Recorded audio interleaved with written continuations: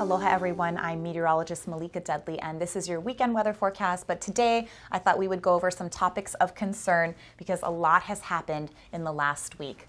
So let's start with SO2 poisoning. So sulfur dioxide is a gas we deal with on a daily basis. Usually, right, we get it on the Kona side of the Big Island. It's quite diluted because it's been pushed out to sea and then our sea breeze draws it back in. But by then, the sulfur dioxide gas, which is a very heavy gas, most of it has fallen out of the air. It's still a health concern. And some of us are very susceptible to those breathing problems, headaches, nausea, just things like that. So keep in mind that the concentration of the SO2 is highly elevated. It's at extremely toxic levels right around the fissures, so definitely you don't want to be in that immediate area. And as you get away from the area, the concentration of the SO2 is much lower. Obviously, downwind where the SO2 is blowing is also an area of concern, and we'll look at our winds and we can go over that a little bit more. People have also been talking about acid rain. So when sulfur dioxide gets drawn up into the bottom of a cloud, it turns that cloud more acidic because the sulfur dioxide converts to sulfuric acid. So if this cloud ends up growing and producing rain and the rain falls down onto the earth, well, it falls down as acid rain. Acid rain is not an extreme health concern to humans, but some of us are more sensitive than others, so keep that in mind. But it is extremely harmful to our environment, to our forests. It can be harmful to buildings and cars. So it's definitely something that you should have on your radar, but I wouldn't freak out about the health effects. If you want to stay indoors when it's raining, hey, I'd probably do that. Lava lake explosion. So we've seen a lot of lava draining out of our craters.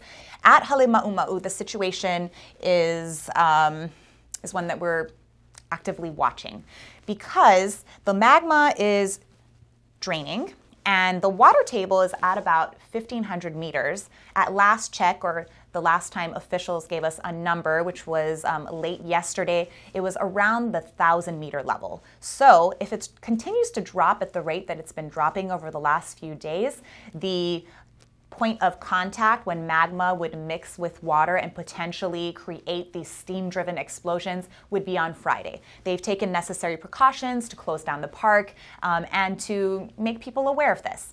Now, what could happen if this happens? Well, ballistic blocks, 10 to 12 tons, weighing 10 to 12 tons could be blasted out of the crater up to a half-mile away. If you're several miles out, you could see marble-sized pieces of lava falling from the sky, finer grain material, ash fall. And if you're 10, 15, 20 miles downwind of such an explosion, you could see ash falling from the sky.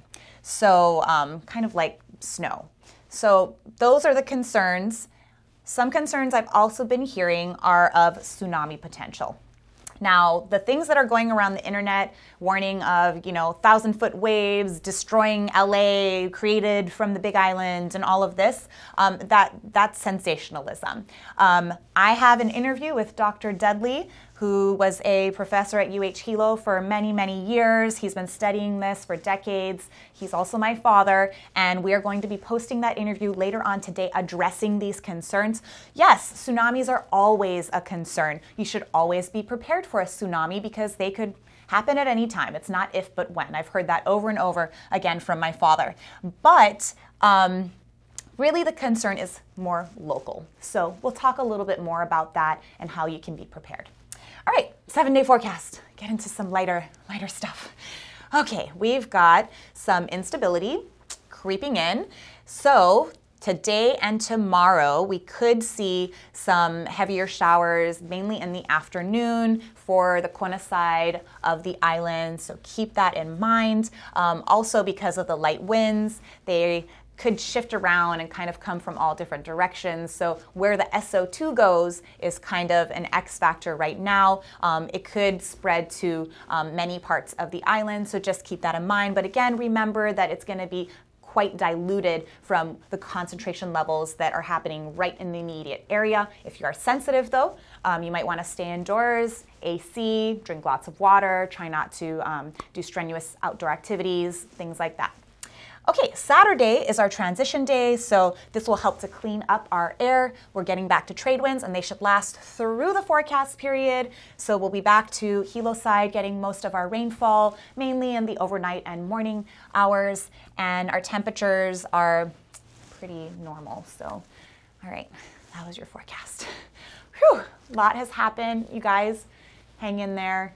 We are keeping an eye on the situation, and we are bringing you the latest. Make sure you stay tuned to Big Island Now for all the latest updates. You can also get your daily weather and surf forecasts there. And don't worry, our team has got your back, and we feel you. We feel you. Ahui ho.